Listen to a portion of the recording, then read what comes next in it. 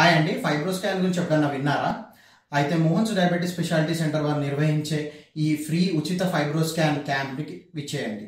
ఇది ఫిబ్రవరి 12వ తారీఖు ఉదయం 8 గంటల నుంచి మధ్యాహ్నం 3 గంటల వరకు దోమల్గూడ బ్రాంచ్లో నిర్వహిస్తున్నాం. అయితే ఫైబ్రోస్కాన్ అంటే ఏంటో తెలుసుకుందాం.